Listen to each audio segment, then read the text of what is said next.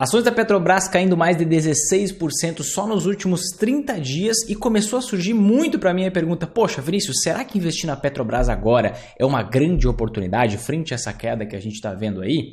Como eu recebi muitas perguntas dessa mesma natureza, eu postei nos meus stories uma enquete e eu vi que é extremamente dividida a opinião de vocês.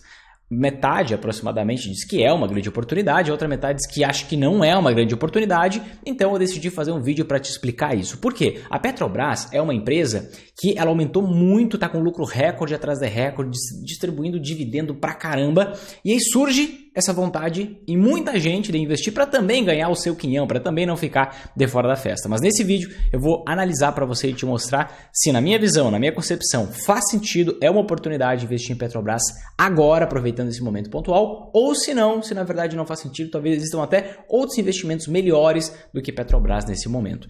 Seja muito bem-vindo, seja muito bem-vinda a mais um episódio do nosso quadro Desconstruindo a Bolsa de Valores, que é uma série de vídeos que eu faço sempre que tem um tema polêmico, algo que está gerando discussão, está gerando confusão. Eu venho aqui, analiso para você, tiro aquele imbróglio todo, deixo alinhado para que você tenha clareza do que você precisa fazer para você conseguir ter resultado na bolsa, principalmente para quem quer se tornar um investidor ou uma investidora sempre em alta. Então vamos lá, gente, o que está acontecendo, né? A gente está vendo aqui as ações da Petrobras desabando nos últimos 30 dias, sendo que o petróleo estava em alta. Poxa, nesses últimos, ou melhor, na primeira quinzena dos últimos 30 dias o petróleo estava em alta, as ações da Petrobras estavam caindo, e aí depois o petróleo começou a cair e as ações da Petrobras continuaram caindo. Então, amplificando uma queda, enquanto o petróleo caía 4%, as ações da Petrobras caindo mais de 16%, né?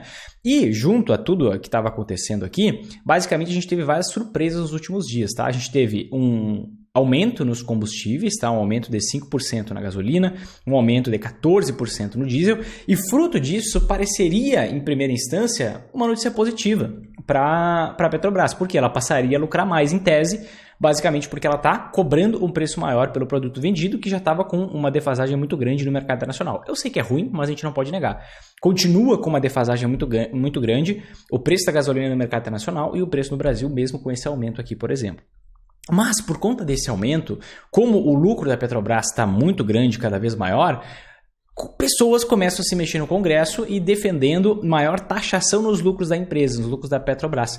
E aí, o que acontece? O investidor ele fica pensando assim, poxa, eu invisto na empresa justamente para ter lucro. Eu estou investindo em um setor que é muito mais arriscado, que é justamente o setor de commodities. Pega petróleo, pega mineração, pega siderurgia. O preço do petróleo, do minério de ferro, da celulose, eles variam com o tempo. Você tem um grande risco, um risco muito maior do que investir numa empresa, por exemplo, do setor financeiro, uma empresa do setor de energia. Então, justamente nesses momentos onde a commodity está mais em alta, o petróleo está mais em alta, como está hoje, o que o investidor quer é mais lucro mesmo. Só que quando ele tem mais lucro, o que acontece? O Congresso quer taxar, quer aumentar a taxação, teve até rumores de dobrar a taxação em cima da Petrobras. E o próprio governo diz ter 65 votos de partida para implantar uma CPI da Petrobras, que foi proposta pelo presidente Bolsonaro. E aí já está toda essa articulação e fruto de todo esse imbróglio, todo esse problema que a gente enfrenta aí na última semana. Anteontem, inclusive, o CEO da Petrobras, ele renunciou, basicamente, por causa de todo esse contexto, né, gente? Imagina, se você está num cargo lá específico, independente se você está correto, se não está correto, independente se você foi posto e tem capacidade técnica ou não, em tese o CEO ele quer o quê? Gerar lucro, maximizar o lucro para o acionista. Essa é a missão de uma empresa de capital aberto, por exemplo. Então, se ele não consegue fazer isso e tem toda essa taxação, já envolve com CPI, mesmo que seja alguém técnico, ou mesmo que não seja, a pessoa está lá aumentando o preço, porque acaba seguindo o preço do mercado internacional, porque é interesse do acionista, e uma empresa que tem capital aberto, em tese, deveria seguir o interesse do acionista, o interesse do dono. Ele não consegue executar o que ele tem que fazer. Ele não consegue fazer a sua atividade de fim e ele acaba simplesmente indo embora, né? E fruto de todo esse imbróglio surge a pergunta, será que é uma oportunidade agora? Sim ou não? Quando a gente para e vai analisar a ação da Petrobras, a gente, por exemplo, estou entrando aqui num site chamado Status Invest, tá? Nesse site eu consigo ver alguns indicadores da Petrobras. E eu consigo ver alguns indicadores que estão extremamente baixos, né?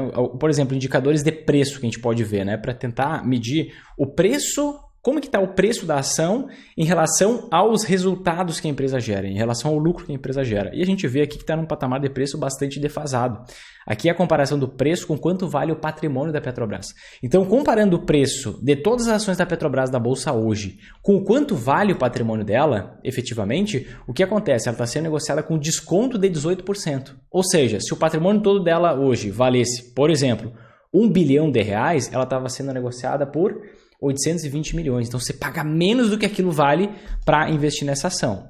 E se a gente for analisar aqui o histórico com o passar do tempo, ela já esteve em patamares até piores desse indicador aqui, quando ela foi quase destruída ali nos anos que foram até o final de 2015. Depois ela acabou se recuperando, mas desde 2019 ela cada vez fica com um preço mais baixo em relação ao valor do seu patrimônio. Já vou te explicar o porquê desse contexto. Então, em termos de preço, parece muito interessante. Em termos de lucratividade, de rentabilidade, a gente olha aqui uma margem muito grande, tá? Margem líquida é o quanto sobra de lucro líquido em relação à receita líquida da empresa, ou seja, ao faturamento menos alguns pequenos descontos. Eu não quero ser muito técnico aqui. A gente vê que ela teve uma melhora muito grande com o passar dos anos, principalmente nos últimos anos aqui, tá? Do seu ROI, que é o lucro em relação ao valor do patrimônio, e muito disso se deve, gente, não tem como negar, ao aumento do petróleo. Por quê? O petróleo, ele mais que quintuplicou de preço desde março de 2020. Então, um aumento gigantesco na cotação do petróleo. E mais do que dobrou se a gente comparar com 2019, 2018 e assim por diante. Quando a gente analisa aqui o endividamento, a gente vê que alguns indicadores de endividamento que eles estão ok, tá? Esse indicador aqui não está muito bom para esse setor, que fala sobre endividamento de curto prazo, mas esses outros indicadores aqui, por exemplo, que medem a dívida de longo prazo, a dívida total, eles parecem ok. Só que aqui existe uma armadilha. Por que existe uma armadilha, né? Olha só, aqui, você tem um indicador que é a dívida líquida sobre o EBIT. Vinícius, o que é isso, dívida líquida sobre o EBIT? Eu vou ser um pouco mais técnico aqui, tá?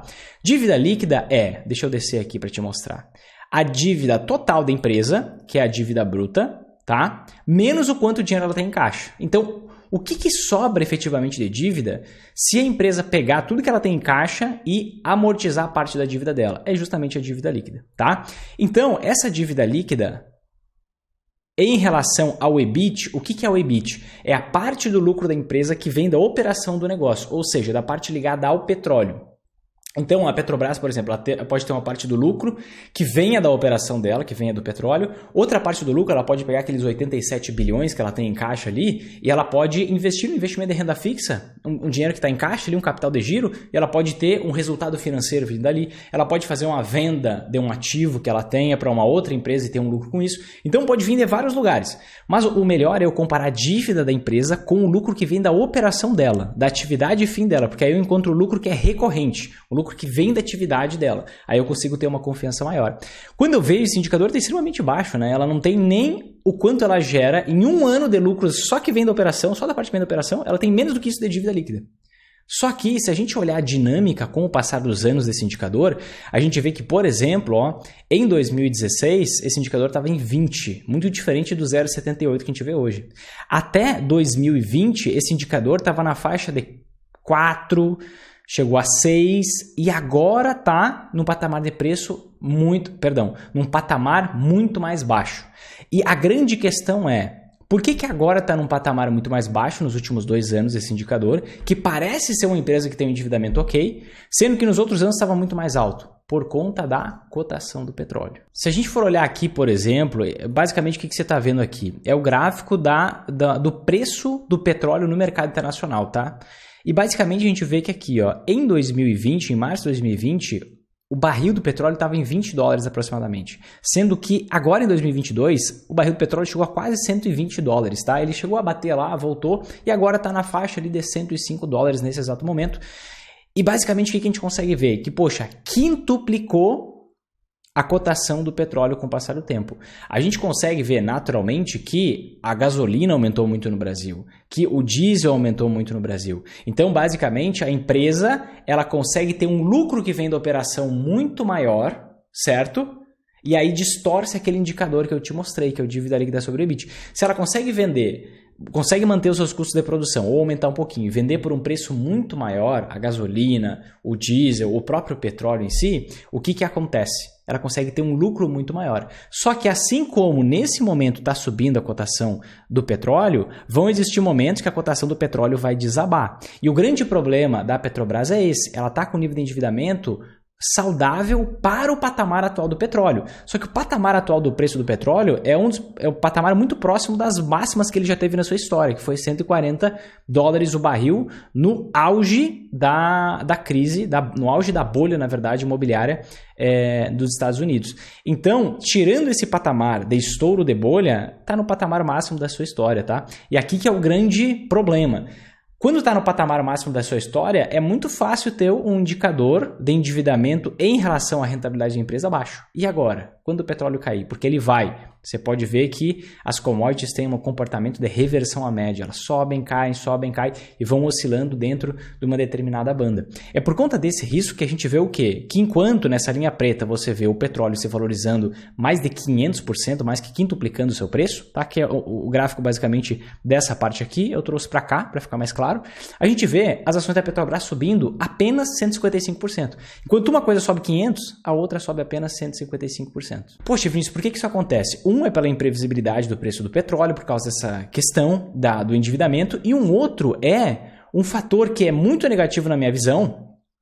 As pessoas acham como muito positivo, elas têm como muito positivo, que é o quê? Você pode perceber aqui, ó, nessas informações que isso aqui, ó, nessa barrinha verde água, você vê o tamanho do lucro da empresa e aqui você vê o tamanho dos proventos que ela distribui, os dividendos, tá? A forma mais famosa de distribuir proventos é por meio de dividendos. Então você vê que 2018, 2019 era normal, uma pequena parte do lucro distribuía como proventos. Só que a partir de 2020, o que acontece? A empresa, em alguns anos, como 2022 e 2020, está distribuindo mais dividendo do que ela tem de lucro, está pegando reservas de lucros que ela tinha.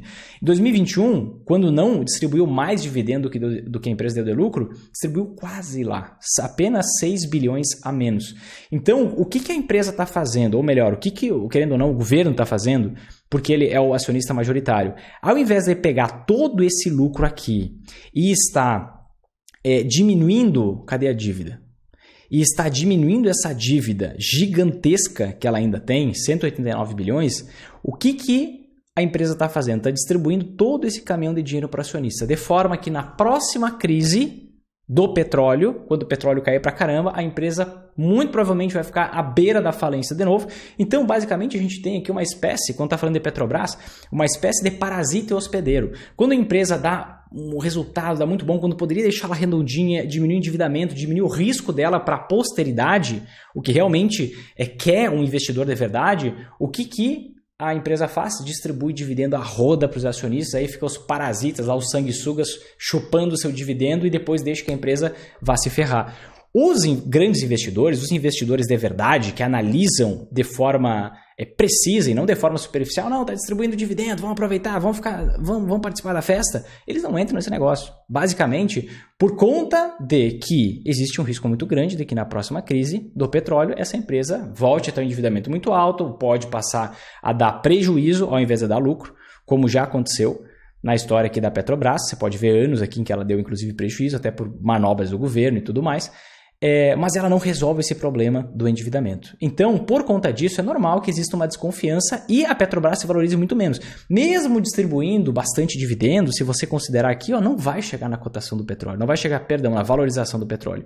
Enquanto isso, você tem uma outra ação, por exemplo, da PetroRio, que está se valorizando, na maioria dos momentos, mais do que o petróleo, por conta da eficiência da empresa, e no longo prazo aqui agora teve uma queda um pouco maior, mas se valoriza praticamente a mesma coisa que o petróleo.